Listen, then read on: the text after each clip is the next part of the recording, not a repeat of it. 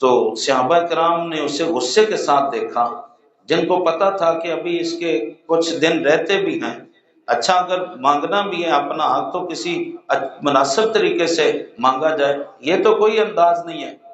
تو سب صحابہ کرام رضوان اللہ جو وہاں چند کھڑے تھے وہ غصے سے، اور ایک دو بولنے بھی لگے، حضور نے فرمایا نہیں ٹھہر جاؤ، میں نے اس کا قرضہ دینا ہے، تو جس نے اپنا قرضہ واپس لینا ہے اس کو بات کرنے کا حق حاصل ہے، وہ کر سکتا ہے، وہ وقت سے پہلے بھی مطالبہ کر سکتا ہے۔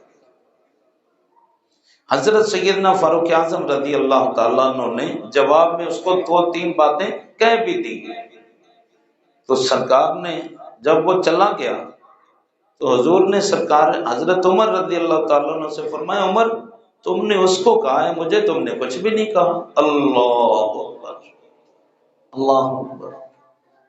عرض کیا حضور اس کا تو ابھی وقت نہیں تھا، ابھی تو ٹائم نہیں آیا تھا معاہدہ کے، ابھی کافی دن رہتے تھے اور وہ بدتمیزی بھی کر رہا تھا۔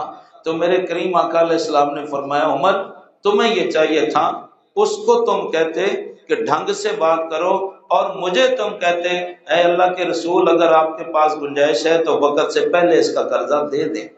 اللہ، یہ کس کی بات ہے؟ میرے آقا کی اپنی بات ہے،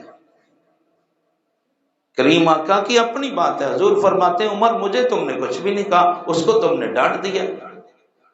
تو جس نے قرضہ وصول کرنا ہے واپسی، اس کو بات کرنے کا حق تو ہونا چاہیے نا۔ اللہ اکبر، اللہ، یہ تعلیمات ہیں حضرات قرضہ لینے کے لیے، واپسی۔ اور میرے آقا کئی بار میں آپ کو یہ حدیث سنا چکا ہوں، بہت مرتبہ، 306 نمبر صفحے والی، جنازے والی، ہاں جی، یہ میں بار بار اس لیے دہراتا ہوں، آپ کو یاد دہانی کراتا ہوں کہ شاید کہ تیرے دل میں اتر جائے میری بات، ہاں جی، کہ شاید ہم میں سے کسی کو ہدایت مل جائے کہ جنازہ آیا ہے ایک صحابی کا، میت آگے پڑی ہے، حضور سے عرض کیا گیا جنازہ پڑھا دیں، حضور نے فرمایا قرضہ ہے؟ جی ہے۔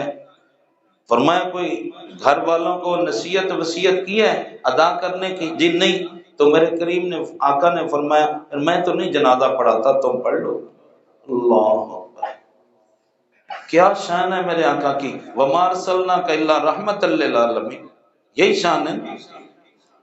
تو اتنی رحمت والا نبی، صحابی کی جنازے کے لیے میت آگے پڑی ہے اور امام الانبیاء پیچھے ہو گئے، فرمایا یہ قرضہ لے کے چلا گیا۔